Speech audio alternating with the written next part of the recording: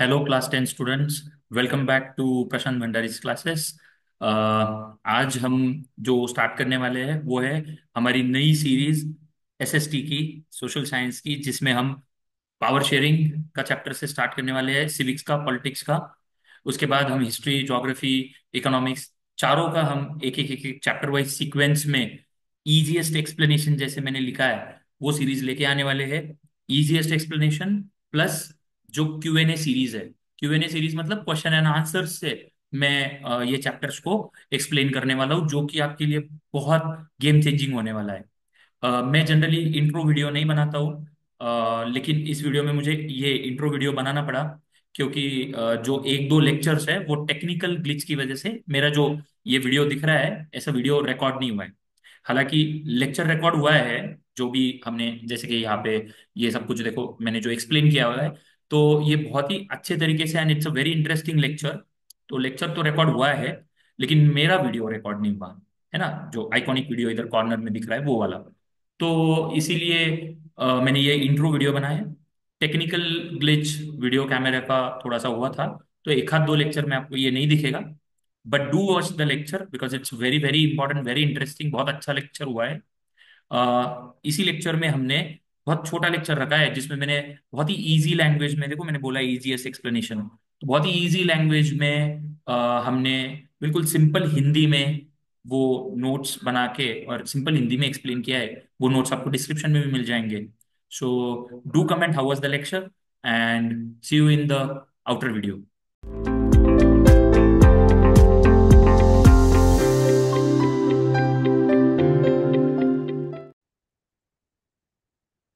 Hello everyone, class 10 students. तो आज हम पावर शेयरिंग का जो चैप्टर ले रहे हैं, उसमें हम लोग फर्स्ट चैप्टर से सोशल साइंस का हर चैप्टर का एकदम इजी एक्सप्लेनेशन की एक सीरीज लेके आ रहे हैं, जिसमें हर लेक्चर में हम लोग बहुत ही इजी एक्सप्लेनेशन से आपको एक एक चैप्टर पढ़ाएंगे, है ना। और वो चैप्टर के तुरंत खत्म होते ही एक लेक्चर ऐसा आएगा जिसमें हम क्वेश्चन आंसर्स करेंगे। उसको हमने क्वेश्चन आंसर्स के लिए एक मास्टर क्लास नाम दिया है, क्यूएनए मास्टर क्लास करके। So after this lecture you will also have Q&A master class. तो पहले तो इसका रहेगा इजी एक्सप्लेनेशन हर चैप्टर का, और उसके बाद क्यूएनए मास्टर क्लास रहेगा। So welcome to Prashant Bhandari's classes, and now onwards in this series, pay full attention to each and every chapter। हम एक एक चैप्टर को बिल्कुल सिक्वेंशली आपका एसएसटी बहुत इजी करने वाले हैं। So you will understand in a very easy language. इसके बीच में चैप्टर एक्सप्लेनेशन के दौरान स्टार्ट करते वक्त भी मैंने काफी हमारे हिंदी स्लैंग, हिंदी लैंग्वेज में काफी नोट्स भी लिख के दिए, ताकि आप उसको इजीली समझ पाओ। जो हम एक्सप्लेन करते हैं उसी लैंग्वेज में हमने छोटे छोटे नोट्स भी बनाए हुए हैं। And then later on we have complete question answers, which will have the answers extracted from the NCERT, और जो बोर्ड के बिल्कुल रिलेटेड, बोर्ड के रिलेटेड प्रीवियस ईयर बोर्ड के क्वेश्चंस भी उसमें कवर किए जाएंगे। ठीक है, तो quickly will start the chapter without wasting the time. ठीक है, चलो। तो सबसे पहले जो पावर शेयरिंग हमारा जो चैप्टर है, तो इस चैप्टर में है क्या।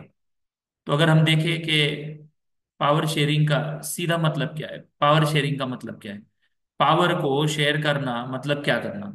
तो जैसे कि इंडियन डेमोक्रेसी में इंडियन डेमोक्रेसी में जो सेंट्रल गवर्नमेंट है, यानी कि यूनियन गवर्नमेंट, तो सेंट्रल गवर्नमेंट और जो नीचे स्टेट गवर्नमेंट्स होते हैं, तो हम तो जनरली ऐसे ही बोलते हैं कि ये स्टेट गवर्नमेंट सेंट्रल गवर्नमेंट के नीचे चलता है। जनरली बोलते वक्त तो ऐसे ही बोला जाता है, लेकिन क्या लिटरली ऐसा है? लिटरली ऐसा नहीं है। सेंट्रल गवर्नमेंट के नीचे स्टेट गवर्नमेंट चलता है, ऐसा बोलना गलत होगा। यही तो हमको पावर शेयरिंग से सीखना है। ऐसा बोलना क्यों गलत होगा, वो हमको पावर शेयरिंग से ही सीखना है। पावर को शेयर करके रखा हुआ है, यानी सेंट्रल गवर्नमेंट अपनी खुद की अलग पावर एक्सरसाइज करता है, स्टेट गवर्नमेंट अपनी अलग पावर एक्सरसाइज करता है। स्टेट को कुछ पावर दे के रखी है सेंट्रल गवर्नमेंट ने। हर चीज स्टेट गवर्नमेंट सेंट्रल गवर्नमेंट को पूछ पूछ के नहीं करेगा। State government will have their own authority. Same way state government के नीचे जो पंचायत सिस्टम होती है हमारी, पंचायती राज जिसको बोलते हैं, ठीक है, जो लोकल गवर्नमेंट होता है, तो लोकल गवर्नमेंट भी स्टेट गवर्नमेंट के नीचे नहीं है। सेम वे लोकल गवर्नमेंट को भी अपनी अपनी पावर दे रखी है। तो जो पावर को डिवाइड किया हुआ है उसको बोलते हैं पावर शेयरिंग। ये तो हमको बेसिक आइडिया तो यहाँ तक तो समझ में आ जाती है कि पावर शेयरिंग का मतलब एग्जैक्टली है क्या। अब ये पावर शेयरिंग एग्जैक्ट एक्सप्लेन करने के लिए उन्होंने बेल्जियम और श्रीलंका, दो देशों का एग्जांपल लिया है।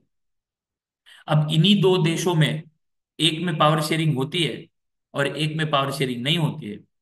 तो दोनों में ऐसा क्या हुआ जिसकी वजह से पावर शेयरिंग की जरूरत तो पड़ी, लेकिन श्रीलंका ने पावर शेयरिंग का मॉडल फॉलो नहीं किया और बेल्जियम ने किया।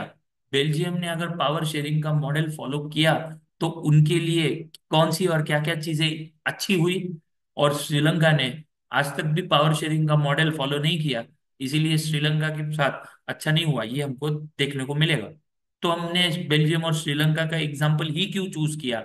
ऐसा तो फिर इंडिया में भी तो डेमोक्रेसी से हम सेंट्रल गवर्नमेंट और स्टेट गवर्नमेंट चूज कर सकते थे, लेकिन हमने बेल्जियम और श्रीलंका जिनके प्रॉब्लम्स बड़े आइडेंटिफाइबल प्रॉब्लम्स थे, इसीलिए हमने बेल्जियम और श्रीलंका को चूज किया। तो बेल्जियम जो है यूरोप के अंदर एक कंट्री है, श्रीलंका साउथ एशिया, श्रीलंका तो आपको पता है इंडिया के निचले हिस्से में। दोनों जगह देखो, ये वाले जो नोट्स है ना, ये ऐसे के ऐसे मैं आपको डिस्क्रिप्शन बॉक्स में डाल दूंगा। इस नोट्स को अच्छे से पढ़ना, ये बिल्कुल आपके सिंपल हिंदी लैंग्वेज में दिए हुए हैं। दोनों जगह एथनिक डाइवर्सिटी है। एथनिक मतलब क्या? In short you can say cultural diversity है एथनिक।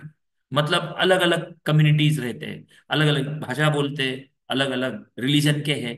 तो इसीलिए दोनों जगह एथनिक डाइवर्सिटी है। डाइवर्सिटी बहुत अलग अलग कल्चर के, अलग अलग कम्युनिटीज के लोग होने चाहिए, तभी तो हमको समझेगा कि पावर शेयरिंग वहां पे कैसे काम आए। इसीलिए बेल्जियम और श्रीलंका को चूज किया। दूसरा, डाइवर्सिटी के वजह से कॉन्फ्लिक्ट हुए, इसीलिए इन कंट्रीज ने पावर शेयरिंग का अलग मॉडल एडॉप्ट किया। अब सही बात है, क्योंकि देखो डाइवर्सिटी इतनी ज्यादा है, इतने सारे कम्युनिटीज है, तो कॉन्फ्लिक्ट तो होगा। कॉन्फ्लिक्ट तो होगा उनमें, और उस कॉन्फ्लिक्ट को सॉल्व करने के लिए एक नया मॉडल एडॉप्ट किया, है ना। और वो पावर शेयरिंग का मॉडल बेल्जियम ने एडॉप्ट किया, श्रीलंका ने नहीं किया। तो दोनों की केस स्टडी दी हुई है, क्या दी हुई है? केस स्टडी दी हुई है दोनों की।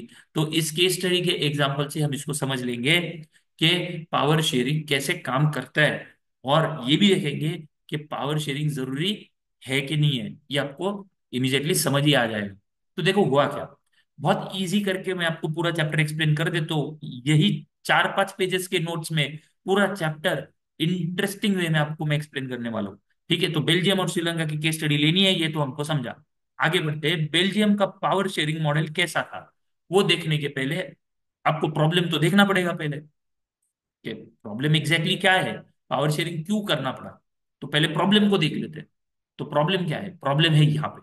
तो this is problem, this is problem. Belgium में डच स्पीकिंग 59% लोग थे और फ्रेंच स्पीकिंग 40% लोग थे। तो डच भाषा बोलने वाले, Dutch speaking were 59% and French speaking people were 40%। एक ही परसेंट बचा जो कि जर्मन स्पीकिंग थे, तो जर्मन स्पीकिंग ओनली 1%। तो इसमें क्या हुआ, तो फ्रेंच एंड डच स्पीकर्स के बीच में टेंशन बढ़ गई। टेंशन यानी कॉन्फ्लिक्ट बढ़ गई। टेंशन बढ़ गई यानी कॉन्फ्लिक्ट बढ़ गई, तो बढ़ेगी। अब जर्मन वाले क्या बोलेंगे? जर्मन बोलेंगे भाई हम तो एक ही परसेंट है, इनको क्या ही मतलब, क्यों ही कॉन्फ्लिक्ट करेंगे। ऑलरेडी डच 59% है, फ्रेंच स्पीकिंग 40% है, इनमें ही झगड़ा है। वो जर्मन तो एक ही परसेंट है, वो क्यों उस झगड़े में, मतलब उनका तो कुछ है ही नहीं, वो तो ऐसे ही रहेगा साइड में बेचारे। तो डच स्पीकिंग जो है 59% और फ्रेंच स्पीकिंग 40%, ये इनका प्रॉब्लम था। मतलब ये जनरल मोटा मोटी बता रहा हूं मैं, एकदम डिटेल में नहीं जा रहे अभी हम। ठीक है, डिटेल में तो जाएंगे, और कि इसमें डिस्ट्रीब्यूशन वगैरह कैसा है क्या है। तो इसका सोल्यूशन कैसा निकाला गया? तो बेल्जियम ने जो पावर शेयरिंग का जो मॉडल अडॉप्ट किया, उसमें उन्होंने इक्वल रिप्रेजेंटेशन दिया। डच और फ्रेंच स्पीकर्स के बीच में इक्वल पावर दी गई, इवन दो डच ज्यादा थे। अब डच स्पीकिंग 59% है, ठीक है, तो डच जो है वो 59% है, और फ्रेंच है कि 40% है। लेकिन फिर भी उन्होंने बोला कि ठीक है ना भाई, डच थोड़े ही तो ज्यादा है, थोड़े ही तो ज्यादा है, और ज्यादा है इसीलिए कोई परसेंटेज से उनको रिप्रेजेंटेशन नहीं देंगे। परसेंटेज से नहीं देंगे, हम क्या करेंगे, फ्रेंच और डच को तो इक्वल रिप्रेजेंटेशन देंगे। इसके अलावा ये था एक सॉल्यूशन, ठीक है। और उसी के साथ दूसरा भी पॉइंट है उसी सॉल्यूशन का, उन्होंने इसके अलावा एक कम्युनिटी गवर्नमेंट बनाया। कम्युनिटी गवर्नमेंट एक तीसरा ही फॉर्म का गवर्नमेंट है हर लैंग्वेज के लिए, ताकि वो जर्मन वाले जो थे 1% वो भी छूटने नहीं चाहिए। उनको भी लगना नहीं चाहिए कि भाई हम 1% है मतलब एकदम निग्लिजिबल है, डच और फ्रेंच के कंपैरिजन में तो हम निग्लिजिबल है, तो हमको तो डायरेक्ट ही निग्लेक्ट कर दिया, छोड़ दिया गया, ऐसा न लगे। तो कोई भी लैंग्वेज के लिए, हर लैंग्वेज ग्रुप के लिए अपना अलग अलग गवर्नमेंट है, जो कल्चर, लैंग्वेज, एजुकेशन के डिसीजंस लेता है, कल्चरल लैंग्वेज के डिसीजन वगैरह वो सब कुछ लेता है। ये community form of government, community government एक तीसरा ही फॉर्म बना दिया ये। और तीसरा पॉइंट क्या, फेडरल स्ट्रक्चर बनाया। फेडरल स्ट्रक्चर मतलब क्या, स्टेट गवर्नमेंट्स में डिवाइड किया गया जो बेल्जियम का हिस्सा है, जिसमें अलग अलग कम्युनिटीज अपनी डिमांड्स फुलफिल कर सके। तो कम्युनिटी गवर्नमेंट तो है ही, और बेल्जियम को स्टेट गवर्नमेंट्स में डिवाइड किया गया, मतलब स्टेट गवर्नमेंट भी रहे, स्टेट की अपनी पावर अलग से दे दी, उसी को बोलते हैं फेडरल स्ट्रक्चर। फेडरल स्ट्रक्चर मतलब जिसमें दो या दो से ज्यादा लेवल का गवर्नमेंट हो। What is federalism? फेडरलिज्म का सीधा सा मतलब यह है कि जिसमें दो या दो से ज्यादा लेवल हो।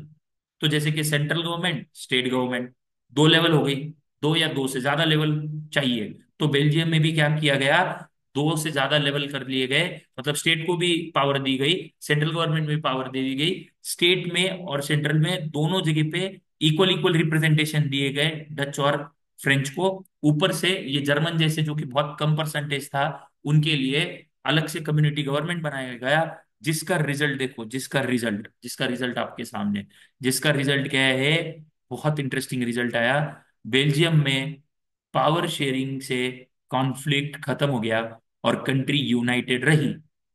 और कंट्री में बिल्कुल बहुत कुछ अच्छा खासा चल रहा है अभी, बिकॉज कॉन्फ्लिक्ट ही खत्म हो गई ना।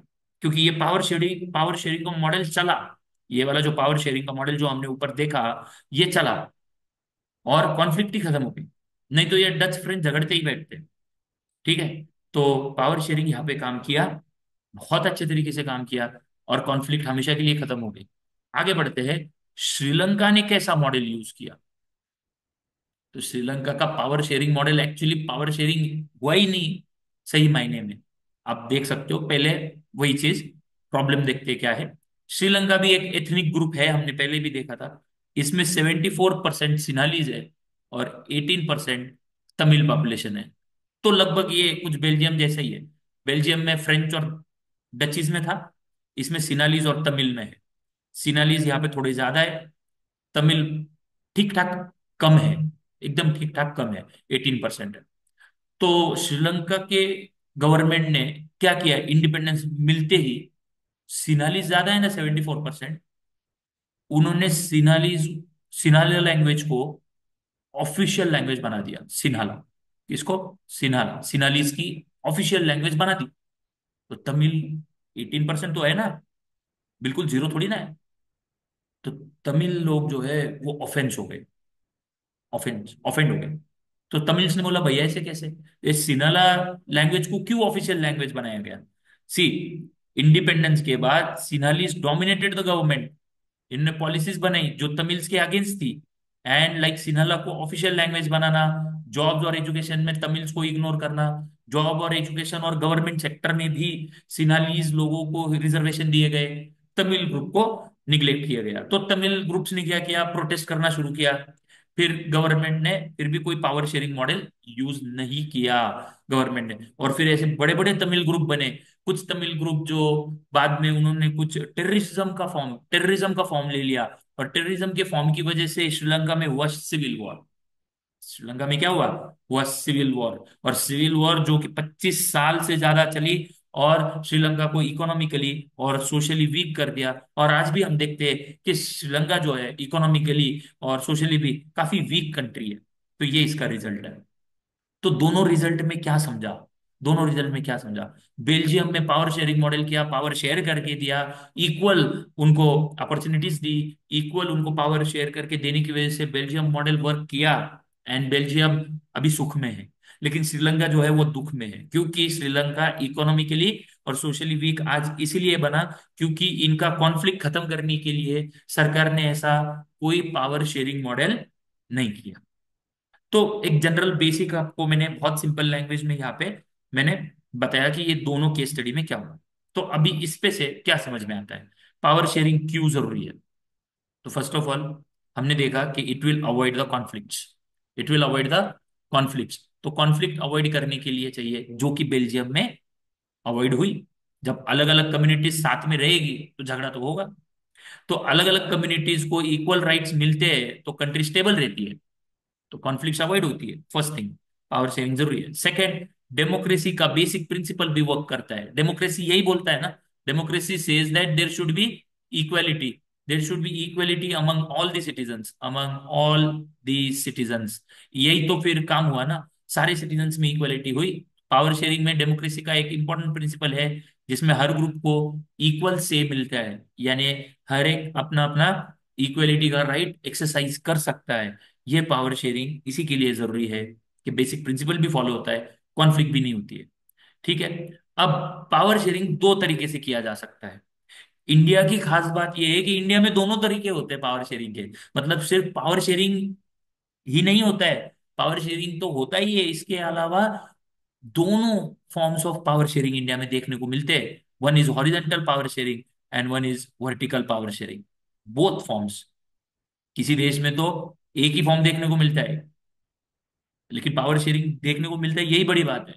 लेकिन इंडिया जैसे डेमोक्रेसी में खास बात यह है कि हॉरिजॉन्टल और वर्टिकल पावर शेयरिंग दोनों देखने को मिलता है। हॉरिजॉन्टल हॉरिजॉन्टल पावर शेयरिंग में लेजिस्लेटिव, एग्जीक्यूटिव और जुडिशियरी आता है। हम सीखेंगे इसको डिटेल में अभी, है ना। Executive, judiciary, legislative. लेजिस्लेटिव में आता है लोकसभा, राज्यसभा। एग्जीक्यूटिव में आते हैं तुम्हारे प्रेसिडेंट, प्राइम मिनिस्टर्स और बाकी ऑफिसर्स। जुडिशियरी में आता है सारा कोर्ट का कामकाज, है ना। तो लेजिस्लेटिव, एग्जीक्यूटिव, जुडिशियरी तीनों हॉरिजॉन्टल लेवल पे पावर शेयर की है, कोई किसी के नीचे नहीं है।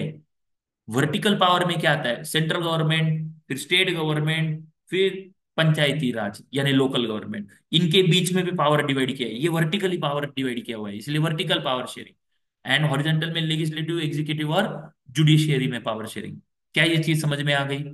तो this is the very very simple and very basic language in which I have given you this notes.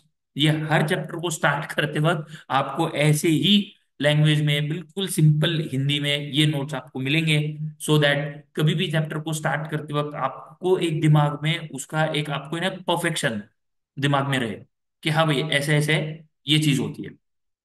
पूरे चैप्टर का एक पूरा अपने को कोर कॉन्सेप्ट पता होना चाहिए, ये सबसे ज्यादा जरूरी होता है। आया समझ में। चलो, तो अब लेसन क्या मिला इससे, ये पूरा जो हमने सीखा, तो इससे ये समझा कि बेल्जियम ने पावर शेयर किया तो यूनिटी बनी रही, श्रीलंका ने नहीं किया तो सिविल वॉर हो गई। सिविल वॉर में बहुत लोग मर गए और इकोनॉमिकली कंट्री वीक हो गई। इकोनॉमिकली इनका जो है डाउनफॉल शुरू हो गया है, और अभी डाउनफॉल की वजह से वो तो पूरी तरह खत्म हो चुकी है, मतलब ऑलमोस्ट। नाउ कंक्लूजन यही है कि पावर शेयरिंग डेमोक्रेसी को स्ट्रांग बनाता है, और डेमोक्रेसी में चाहिए ही। डेमोक्रेसी के बहुत सारे फीचर्स में से पावर शेयरिंग एक फीचर है, ऐसा बोला जा सकता है। और लॉन्ग टर्म स्टेबिलिटी लाता है। इस लॉन्ग टर्म स्टेबिलिटी को ही बोल्ड कर लेते हैं, इसको मैं बताता हूं आपको। इस लॉन्ग टर्म स्टेबिलिटी को ही एक बड़ा इंटरेस्टिंग वर्ड दिया हुआ है आपके एनसीईआरटी में, प्रुडेंशियल। क्या दिया है, प्रुडेंशियल रीजन। तो पावर शेयरिंग का प्रुडेंशियल रीजन, इस पे एक क्वेश्चन बनता है, वो भी लेंगे हम आगे। So prudential reason means long term stability. तो जैसे कि हम बोलते हैं आईसीआईसीआई प्रुडेंशियल, तो इनका क्या है, ये कुछ लाइफ इंश्योरेंस और कुछ पॉलिसीज वगैरह बेचते ही है। क्यों, लॉन्ग टर्म स्टेबिलिटी देते हैं, ऐसा बोलते हैं, उनके मीनिंग में वही है आईसीआईसीआई प्रुडेंशियल। तो प्रुडेंशियल से याद रखना, पावर शेयरिंग का प्रुडेंशियल रीजन का मतलब ये होता है कि एक लंबे समय के लिए उस देश में स्टेबिलिटी बना के रखना। कंट्री जो अलग अलग कम्युनिटीज को इक्वल राइट्स देती है, वहां पीस होती है। ठीक है, तो इक्वल राइट से पावर शेयरिंग किया हुआ है, so there is peace in the country. Understood, that is prudential reason. So this is the conclusion, so that we understood that कि पावर शेयरिंग जो है वो डिजायरेबल है। डिजायरेबल मतलब पावर शेयरिंग जो है वो जरूरी है। ठीक है, तो ये हमारे लिए बहुत इंपॉर्टेंट कॉन्सेप्ट है। अंडरस्टूड? ठीक है, चलो। Okay, great students. तो आई होप आपने ये लेक्चर एंजॉय किया होगा, तो बहुत अच्छे तरीके से पूरे चैप्टर की समरी समझ में आई होगी, जिसके वजह से आपको आने वाला लेक्चर और इजी होने वाला है। हमने इसको बहुत ही जैसे इजी लैंग्वेज में करके दिया हुआ है। ठीक है, तो जो नेक्स्ट लेक्चर होने वाला है उसमें हम एनसीईआरटी के हर एक टॉपिक को अभी और डिटेलिंग में जाएंगे, बेल्जियम और श्रीलंका का मॉडल देखेंगे। और डिटेल में जाते हुए, जैसे कि मैंने बोला था कि वो लेक्चर थोड़ा सा बड़ा रहेगा, जिसमें हम लोग सारी डिटेलिंग्स की बातें करेंगे। उसके बाद क्वेश्चन एंड आंसर्स वाली भी सीरीज में एक लेक्चर उसका भी रखेंगे, जिसमें बहुत इंपॉर्टेंट और बाकी बोर्ड के क्वेश्चंस भी उसमें शामिल करने वाले हैं, so that you will understand the entire chapter in a crystal clear manner. So see you in the next lecture.